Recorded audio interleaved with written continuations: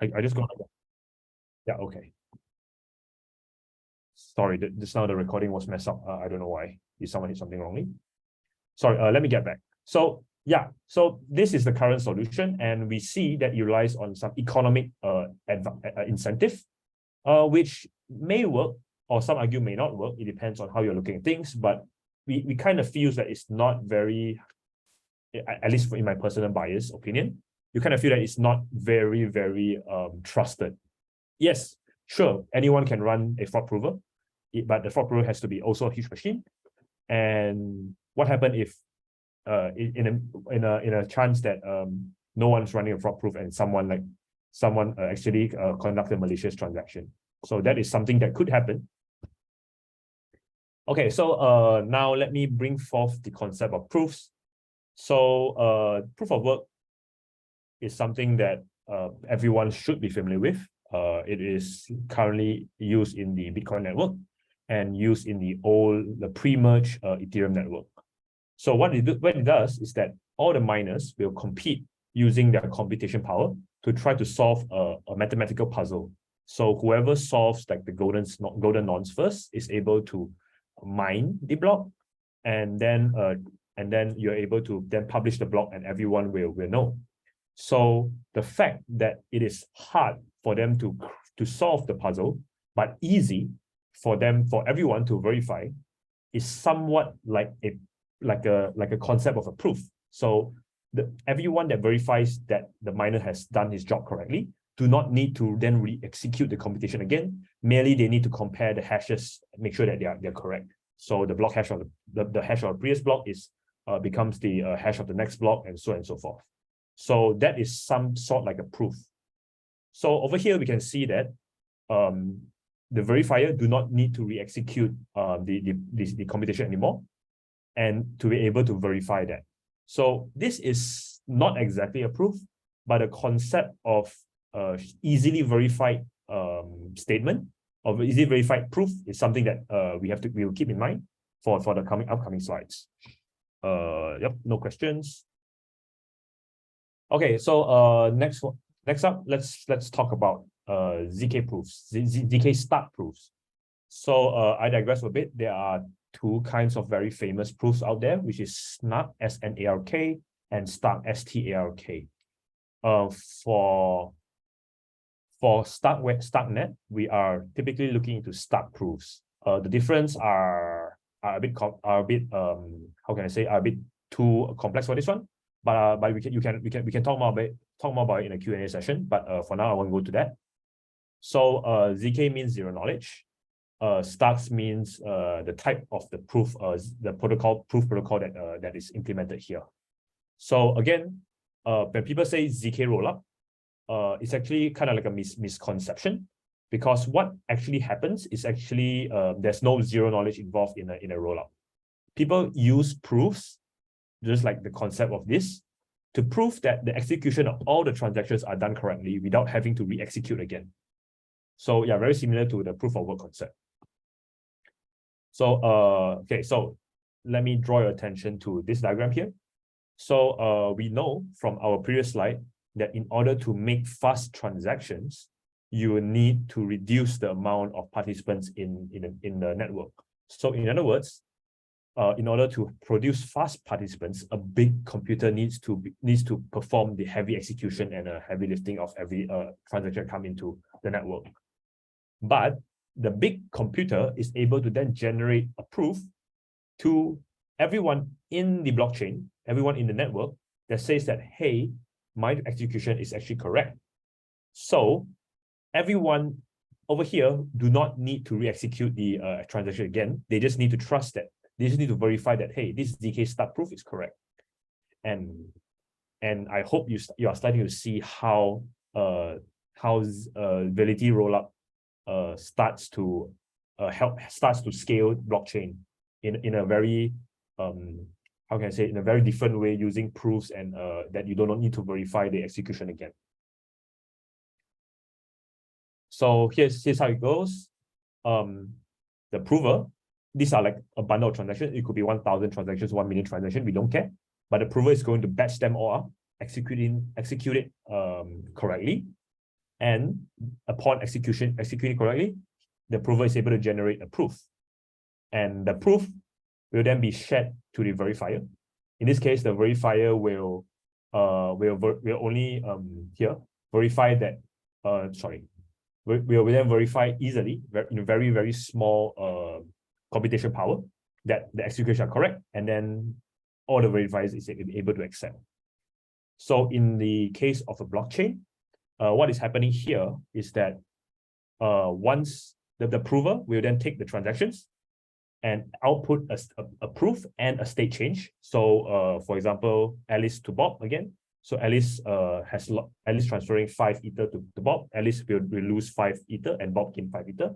So the new state is then published to the layer 1 blockchain along with the proof. So the smart contract on the Ethereum blockchain, which is the layer 1 blockchain that we are talking about, will then need to verify that, hey, this proof is correct according to the state update.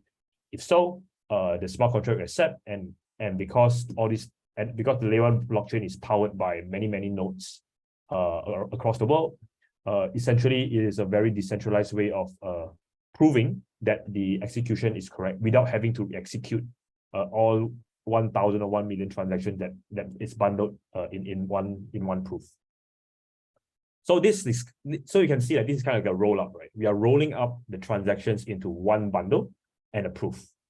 So you do not need to re-execute the bundle again. You just need to trust that the proof is correct using a very mathematical way.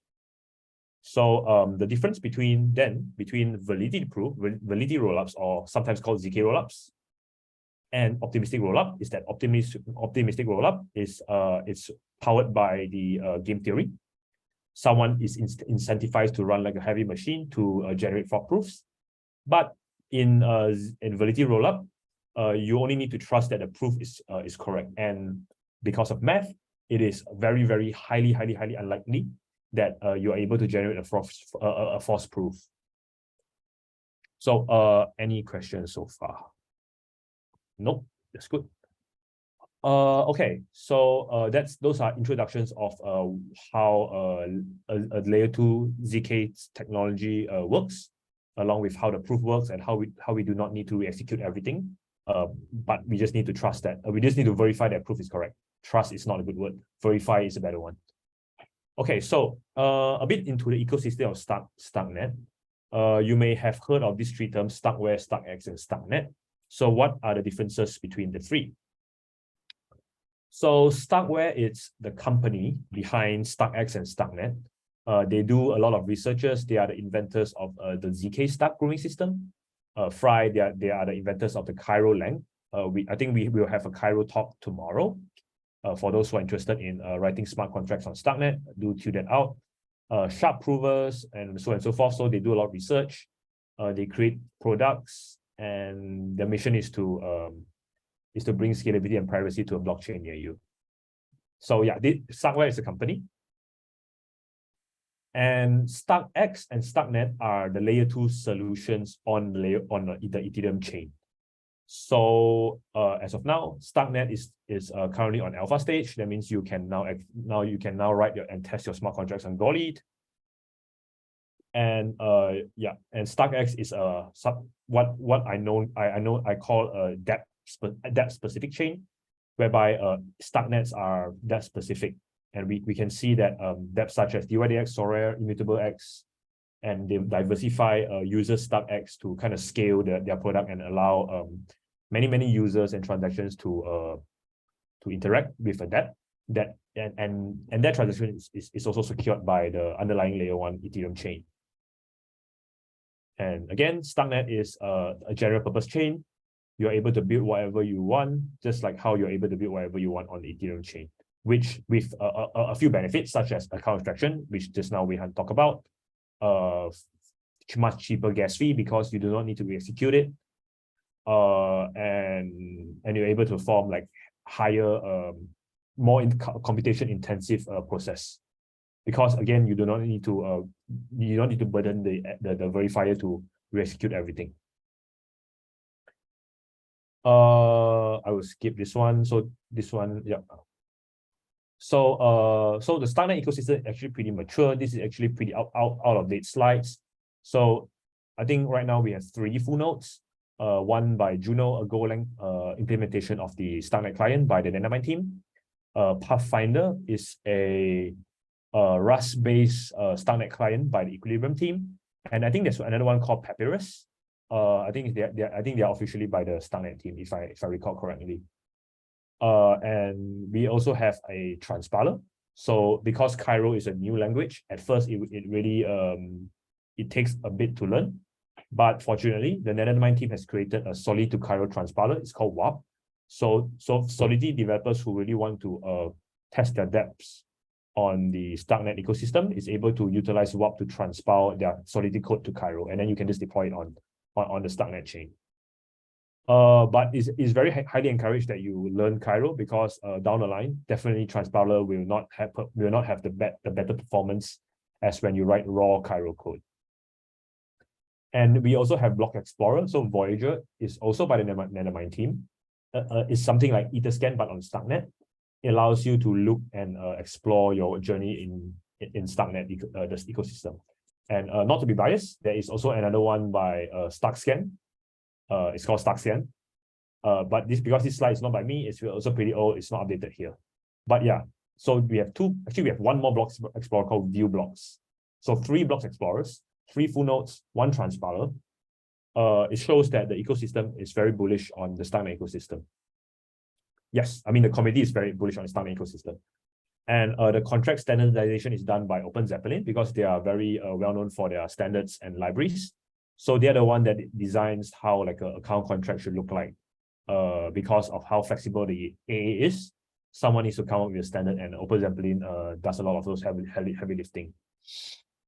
And that is all for my end. And I thank you so much, everyone. I hope you guys have a much better understanding of how Starknet scales Ethereum, and how ZK proofs works, and how is it different from optimistic rollups. I'm way ahead of time, so I think if there's any question, just let me know. I see there are a couple in the slides. Kevin, you want to read them for me? So the first one from CJ, what kind of dApps would require Starknet's high computing power to operate that are currently not scalable to on Ethereum? I think this is a very good question. So one of the dApps that I think of are games. So people are starting to build games or physics engines on the Starknet ecosystem, simply because it's very gas intensive to run on the Ethereum chain. Another one that I can easily think of is options, because options involves very heavy calculations. Like I can't remember the Blackwood model. Can't remember the model. I've kind of like tried to do it before. Yeah. Whoever just say that. Can you say it again? Black-Scholes, you mean? Yeah, Black-Scholes. Yes, thank you.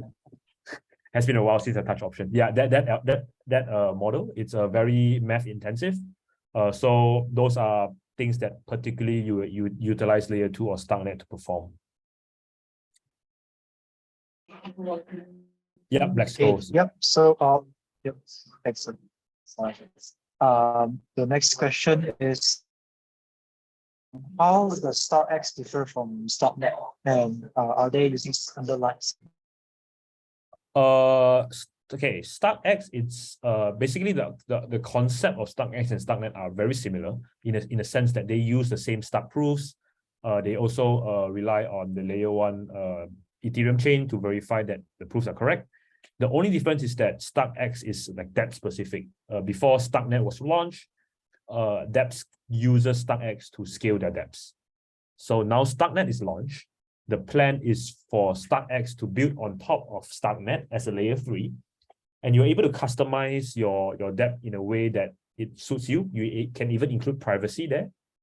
And then you are then able to utilize on the layer 2 to maintain or to scale your chain. So it gives you like a customized dApp that is scalable, because it's now on layer 3, which then relies on layer 2, and layer 2 will then anchor the proof on layer 1.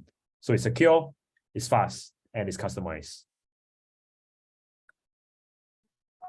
Yep. Next question from Nicholas. What are the main issues that is holding back implementation of ZK Stark? What are the main issues? Do you mean ZK stocks in general, or do you mean rollups like this, like ZK rollups?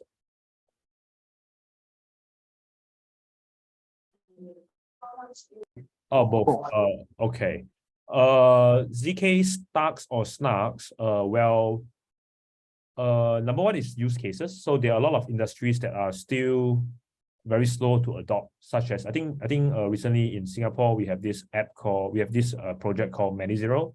It involves like introducing privacy to the hospital industry. So hospital we know are very slow to adopt technology. So one reason why is the slow adoption and the willingness to change. This is pretty much a human nature that cannot be helped. Number two, I would say that in some cases we will need even better performance for proof generation. Because in Snark, sometimes the proof time can take too long, which is sometimes not feasible in an app. But it 100% depends on what app are you using. Actually, I would even argue that ZK Stocks and ZK Snarks are pretty much ready to use. It just depends on how and where you want to use it. People have been building games, applications on top of these technologies. So yeah, that would be my argument. As to rollups, basically Starkware is very ready to go. They have mainnet, they have they have launched the alpha phase. The reason that is holding them back is decentralization, which has nothing to do with the underlying ZKP technologies. It's more on trying to ensure that how do they decentralize the sequencer, the prover, so that it is how can I say, is open for all, is open source, and so on and so forth. So these are the small little steps that are in the roadmap, and that's why they have this Starknet Foundation that will vote for what is happening next. So in the Snark world, I'm bringing in examples like Polygon Hermes, Scroll, and ZK Sync. They are trying to a different strategy. They're trying to be EVM compatible. So EVM, that means they have to write circuits that mimics the EVM by opcodes 100%. And those are typically not easy to do because it's very, how can I say, the proof time is too long, and they are trying to figure out ways and a lot of engineering tricks to make that happen. So I hope that explains the question. If not, feel free to unmute yourself or ask again in chat.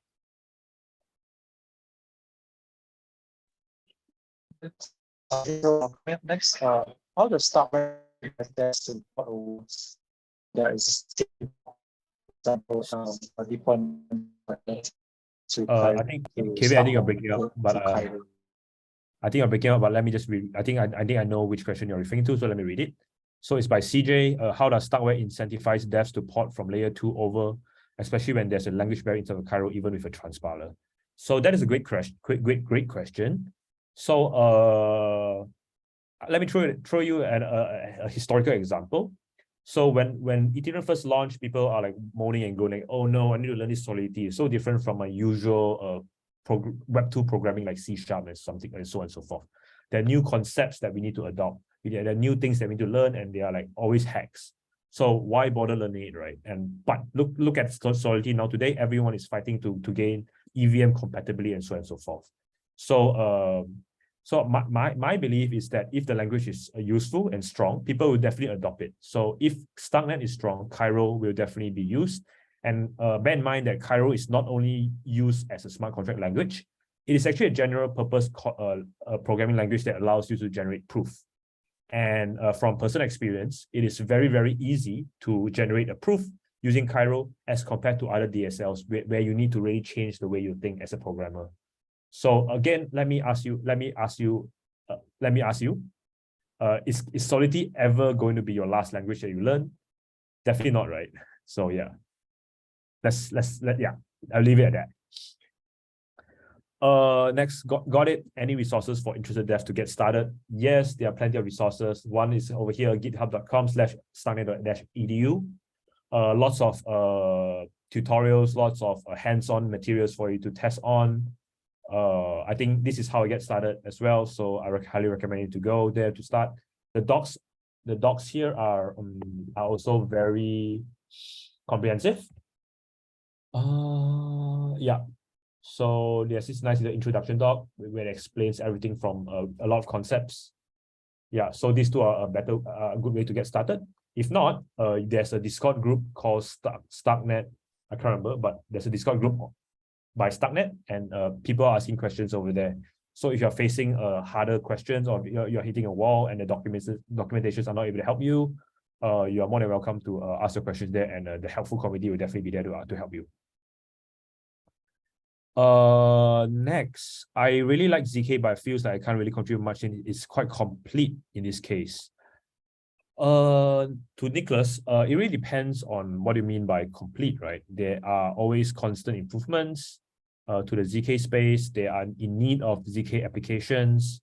So it's a field that moves very fast, and it's exciting as well. HY asked, in your honest opinion, is Starknet stable enough to encourage devs to build on top of it with minimal breaking changes in the near future? That's a very good question. Because I think in the next month or so, Cairo Lang is going through an update, and they are changing the syntax from a Pythonic-like syntax to a Rust-like syntax. So that alone shows that there is going to be change to Cairo, because it's a very, very young language, I think not more than 2 years old, but it's definitely worth it for you to quickly grasp the concepts as soon as possible. So yeah, expect changes, but every of those changes will only bring forth like a better version of developer experience and better version of Starknet. Can you share some links? I will, if I don't, remind me in the Telegram group, I will share them. One last question. As a native developer focusing on Starknet and ZKs, how long do you think it takes for ZK EVM to actually get implemented, as it's a relatively new concept and not better tested? How long for ZK EVM? So some might argue that ZK EVMs are ready. Like if you ask Polygon Hermes, they said it's ready. Although they have a couple of precompiles that have not been implemented. So yeah, but implementing ZK EVMs itself is not very useful, because you also need to think of how you decentralize your chain. So in this case, Cairo is ready, but now they are moving forward towards like decentralizing the Starknet layer. So that is a bit tricky, and it takes the community to form like a consensus. Hi, what about Aptos? Does it has the potential as a competitor to Starknet? So Aptos has this language called I think Move. Yeah. It has a very I think Starknet is taking inspiration from Aptos in the sense that it uses this acyclic graph so that you're able to compute the transactions that are unrelated in a parallel way. So yeah, I don't know much about Aptos, but the fact that Starknet is drawing inspiration from the Move language shows that the Move is actually has a brilliant idea there. Okay, in the fastest manner, especially the changing on Cairo in the near future. Oh, sorry, we'll check social media. Definitely the Starknet Twitter, the Dynamite Twitter, because I work there and we are very focused on Starknet ecosystem. Yeah, and of course Discord, the Starknet Discord, 100%. That is where you get one of the fastest thing. That's where you get updated the quickest. All right. Any more questions? Hi, Chi. I'm Han again here. Hello, Han. Hi. I just maybe if you're able to like maybe comment on other technologies like ZK Sync, Scroll, and Polygon Hermes. So maybe would it be okay to just like give a brief overview of what are these every L2 doing differently? Like Okay. yeah, so that they can give us like an idea of like which L2 and why there's so many L2s and what they're doing differently. Thanks. I think that's a great question, and fortunately for you, Scroll is a sponsor, and they'll be giving a talk on the 16th of February, 10 a.m. But I do not want to just leave you there. I will try my best to explain, although I won't be as good as them in explaining. So Starknet uses a different system. They are rewriting. They are just forsaking EVM whatever. So they said, let's forget about solidity because it won't be able to allow us to generate like fast proofs and so on and so forth. Let's create our own language, Cairo. But this requires the devs to learn a new language. So what Scroll, ZK Sync, and Polygon Hermes is doing is that they are attempting to bring solidity to the layer 2 space by generating proofs that from solidity, from how can I say, EVM transactions. So in other words, they are trying to make their chain EVM compatible by writing a 0zk EVM that is able to generate proofs from whatever code you write in Solidity or Viper or whatever EVM languages. So these three have three different approaches. I'm not very familiar with ZK Sync. Scroll attempts to mimic the opcode exactly. So each opcode, they have a certain circuit that mimics it. If I'm not mistaken, I'm sorry, Scroll, if I say something wrongly. You may correct me on the 16th. Polygon Hermes uses a different way whereby they uses micro opcodes to then mimic the entire opcode. Yeah, and this is like a high level overview, but they are like underlying different technologies. Like Scroll uses Hello 2 with KGG polynomial commitment scheme. I think Hermes uses a combination of snark and starks and recursive proofs to kind of like generate proofs for ZK EVM. Yeah, it's getting a bit too technical and a bit getting out. It's getting out of me as well. So I will leave it at that. Thanks, Lochi. That's a very good overview. Thanks. I hope it's understandable. Yeah, that's okay. For beginner like me, so I can from there I can read more. Thanks. No problem. Any more questions? Because we are hitting the 10 p.m. mark. And perhaps the last question, because there's just a few months ago there's a talk by Mina Protocol, right? And they are using ZK as well. So maybe just a very brief overview, like what's the difference between like L1 ZK at the get-go compared to building on Ethereum on L2? Okay, that's another good question. So Mina's approach is very different because Mina introduces privacy in a chain. So rollups doesn't have privacy. So basically, we are just writing a normal smart contract without privacy. But Mina introduces privacy in their chain. So yeah, that's the difference. And then they uses this recursive proof to able to shrink their blockchain to like a 22 KB, along with a recursive proof to prove that the states and the states previously are correct. And Kevin has nicely add on that Mina is also not EVM because it is almost impossible, if I were to say, to introduce privacy directly to EVM. So they have to like kind of like also you have to also like learn a new language. I think it's called Snarky.js, and that's what I would say. Right. So maybe my understanding is just a different use case for different chains. Yes. I think that's a good way to sum it up. Yep. Okay. Thanks. You're welcome. Snarky.js TypeScript SDK a bit more friendly for Web2 devs. So Mina, I often feel that the fact that TypeScript feels a bit easier for Web2 devs is actually a bit of a lie because you still need to think in terms of circuit to program your language, your code. So to be honest, at some point of time in your life, you have seen many language and the syntax is no longer something that you worry about.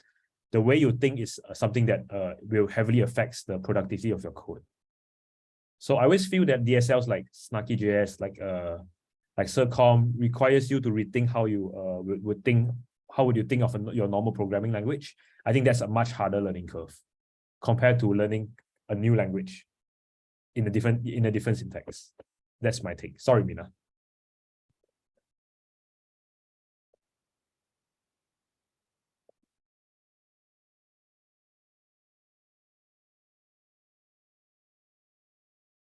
Okay, great. I will stop recording and I will like to hang on, just let me stop recording. How do I stop recording? Let me stop share first. Oh.